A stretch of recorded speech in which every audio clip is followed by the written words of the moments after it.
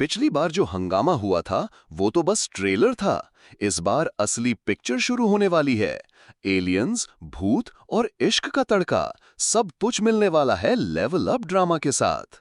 क्योंकि इस बार मोमो और ओकारन निकल पड़े हैं एक नए मिशन पर, जीजी के घर से भूत भगाने के लिए। लेकिन इस घर में सिर्फ भूत ही नहीं, बल्कि कुछ ऐसे राज छुपे हैं जो और भी डरावने और गहरे हैं। अब देखना यह है कि क्या ये दोनों उन पर से पर्दा उठा पाएंगे या खुद इस उलझन में फंस कर रह जाएंगे। सीन बदलता है। कुछ लोग मोमो की तरफ बढ़ते हैं और मोमो फौरन अपनी ताकत से उन पर वार करने लगती है। लेकिन तभी एक शख्स उसके हाथ पकड़ लेता है और उसे पानी के अंदर धकेल देता है। मोमो भी चुप नहीं बैठती, अपनी पावर से पलटवार करती है, जिससे हॉट स्प्रिंग वाला पुतला टूट जाता है और तेज गर्म पानी बहने लगता है। मौके का फायदा उठाकर मोमो वहां से खिसकने लगती है, लेकिन पीछा करने वाले लोग उसके पीछे दौड़ पड़ते हैं। तभी हॉट स्प्रिंग की दीवार टूटकर उनके ऊपर गिर जाती है और मोमो को भागने का चांस मिल जाता है। पर कहानी में ट्विस्ट, एक आदमी उसे पकड़ लेता है। फिर दूसरी दीवार भी गिर जाती है और मोमो को छोड़कर बाकी सब मलबे में दब जाते हैं। मोमो सोच में पड़ जाती है कि ये सब हो क्या रहा है। तभी उसे पता चलता है कि टर्बो ग्रैनी उसके बैग में छुपकर हॉट स्प्रिंग के मजे ले रही है। अब हॉट स्प्रिंग का स्टाफ वहां पहुंचता है और जो लोग मोमो के पीछे थे वो उनके पीछे पड़ जाते हैं। पता चलता है कि ये लोग कीटो फैमिली के हैं, जो ऐसे झमेलों के लिए मशहूर है। मोमो कर्बो ग्रैनी से जीजी के घर के बारे में पूछती है, तो ग्रैनी बताती है कि उस घर ने बहुत सारा इंसानी खून सोख लिया है। दूसरी तरफ जीजी और ओकारन दीवार में छेद करने के बाद कंफ्यूज खड़े हैं और सोचते हैं कि मोमो का इंतजार करेंगे। तभी दरवाजे की घंटी बजती है। दोनों को लगता है कि मोमो आ गई है, लेकिन सामने होती हैं कीटो फैमिली की औरतें। वो आराम से घर में घुसकर स्नैक्स खाने लगती हैं, क्योंकि जीजी का रेंट उन्होंने माफ कर रखा है। जीजी उन्हें रोक भी नहीं पाता। ओकारन को हैरानी होती है, तो जीजी बताता है कि उसके पेरेंट्स के अस्पताल में भर्ती होने के बाद कीटो फैमिली ने रेंट माफ किया था। तभी एक औरत उससे पूछती है कि वो बाहर क्यों गया था। जीजी कहता है कि बस एक दोस्त को लेने गया था, लेकिन शक बढ़ जाता है। वो लोग पूछते हैं कि कहीं वो किसी और स्पिरिट मीडियम को तो नहीं बुला रहा। बाकी औरतें गुस्से में कहती हैं कि घर में भूत जैसी कोई चीज नहीं है, इसलिए अफवाहें फैलाना बंद करे। जीजी ओकारन को साधारण इंसान बताने की कोशिश करता है, लेकिन एक औरत पिस्तौल निकाल लेती है। जीजी उसे समझाता है कि इस तरह हथियार तानने से पुलिस झंझट में डाल देगी। तभी पुलिस वाला आता है, लेकिन वो भी कीटो फैमिली का पक्ष लेता है और मोमो के पीछे पड़े लोगों को बचा कर ले जाता है। फिर एक शख्स दोबारा जीजी से पूछता है कि बाहर क्यों गया था। जीजी वही जवाब देता है, दोस्त को लेने। वो लोग टेस्ट करने के लिए ओकारन से जीजी की फेवरेट सॉकर टीम का नाम पूछते हैं। ओकारन तुरंत सही जवाब देता है, क्योंकि उसी टीम के पोस्टर से उन्होंने दीवार का छेद ढका हुआ था। इससे सबको यकीन हो जाता है कि वो सच में जीजी का करीबी है। तभी एक और औरत मोमो के बारे में सवाल करने लगती है। जीजी को एक बात के लिए कहा जाता है, लेकिन वो साफ मना कर देता है। यही सुनकर सबको शक हो जाता है कि जीजी कुछ न कुछ छुपा रहा है। इधर मोमो मंदिर पहुंच जाती है। उसका इरादा होता है सुचिनोको को अपनी आंखों से देखने का। मंदिर का पुजारी उस वक्त यूट्यूबर पर वीडियो शूट कर रहा होता है। वो मोमो को अंदर ले जाता है, जहां सुचिनोको रखा होता है, देखने में बिल्कुल सांप की उतरी हुई खाल जैसा। मोमो को यकीन ही नहीं आता कि ये वही प्राणी है जिसके बारे में इतनी कहानियां सुनाई जाती हैं। पुजारी बताना शुरू करता है, जब ड्रैगन स्वर्ग की ओर उड़ान भरता है तो आसमान में इंद्रधनुष बनता है और उसी के बाद पहाड़ का गुस्सा पूरे गांव को डुबा सकता है। गांव के लोगों का मानना है कि ज्वालामुखी के भीतर एक विशालकाय सांप रहता है, जो जब भूखा होता है तो ज्वालामुखी का लावा बाहर आ जाता है।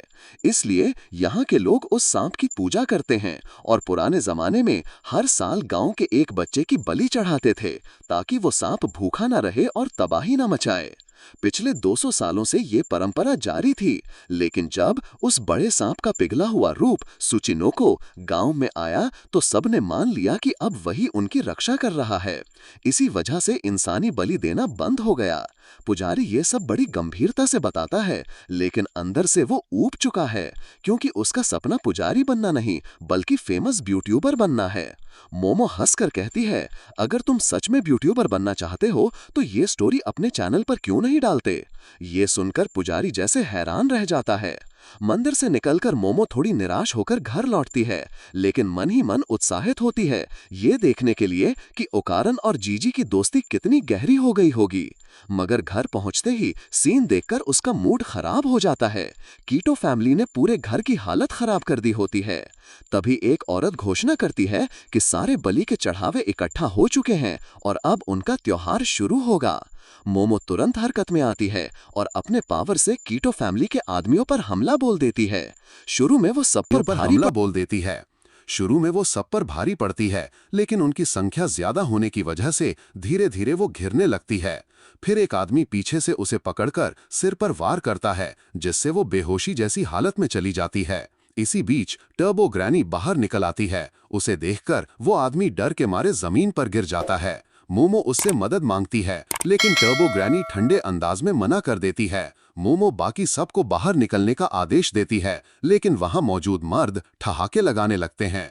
तभी एक औरत मोमो पर वार करती है और उसे जोर से दूर फेंक देती है। ये औरत मार्शल आर्ट्स में माहिर होती है। मोमो के हर हमले को चकमा देती है और फिर जोरदार वार करके उसे उस कमरे में पटक देती है जिसकी दीवार पहले जीजी और ओकारन तोड़ चुके थे।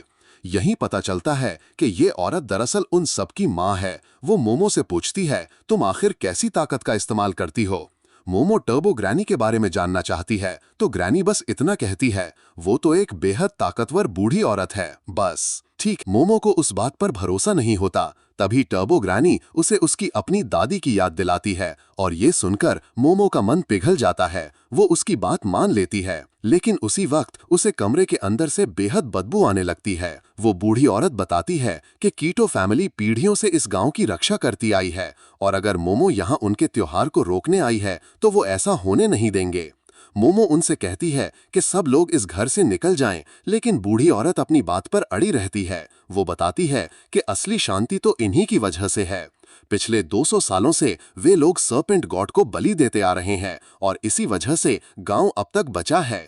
फिर वो खुलासा करती है कि जिस घर में मोमो खड़ी है वो असल में बलि देने के लिए ही बनाया गया है। कीटो फैमिली यहाँ उन्हीं लोगों को लाती है जिन्हें सर्पेंट गॉड के लिए चढ़ावा बनाना हो। ये सुनते ही मोमो समझ जाती है कि जीजी और उसका परिवार भी इसी मकसद से यहाँ बुलाया गया था। अचानक मोमो के नीचे की जमीन धंसने लगती है। वो तुरंत अपने पावर का इस्तेमाल करके बाहर निकलने की कोशिश करती है, लेकिन कीटो फैमिली के लोग उसे फिर से धक्का देकर अंदर गिरा देते हैं ताकि वो उनके देवता का भोजन बन जाए। उसी वक्त ओकारन और जीजी सोफा उठाकर कीटो फैमिली पर कूद जाते हैं और मोमो को बचाने की कोशिश करते हैं, लेकिन हालात बिगड़ जाते हैं। सब के सब नीचे गिरकर एकदम अंडरग्राउंड पहुंच जाते हैं। वहां चारों ओर कई घर दिखाई देते हैं, लेकिन किसी को समझ नहीं आता कि ये जगह आखिर है क्या। तभी जीजी फिसलने लगता है और नीचे गिरने की कगार पर आ जाता है। वो मदद के लिए पुकारता है और मोमो उसे पकड़ने की कोशिश करती है, मगर जीजी नीचे गिर ही जाता है, सीधे एक विशाल सांप जैसे राक्षस के ऊपर। उस दैत्य को देखकर कीटो फैमिली के लोग उसे प्रणाम करने लगते हैं और उससे कहते हैं कि वो जीजी, मोमो और ओकारन को खा जाए। ओकारन को याद आता है कि ये जीव मंगोलियन डेथ वॉर्म है, एक खतरनाक शिकारी जो इंसानों को भी निगल जाता है, लेकिन उसने कभी इतना विशाल डेथ वॉर्म नहीं देखा था। कीटो फैमिली पूरे जोश में उसकी पूजा करने लगती है, जबकि मोमो उन्हें समझाने की कोशिश करती है कि ये कोई भगवान नहीं बल्कि एक जानलेवा राक्षस है, मगर वो उसकी एक न सुनते और नतीजा वो डेथ वॉर्म उन्हें ही निगल जाता है। जान बचाने के लिए मोमो, ओकारन और जीजी एक घर के अंदर भागते हैं, लेकिन अंदर जाते ही मोमो और ओकारन के सिर में तेज दर्द होने लगता है।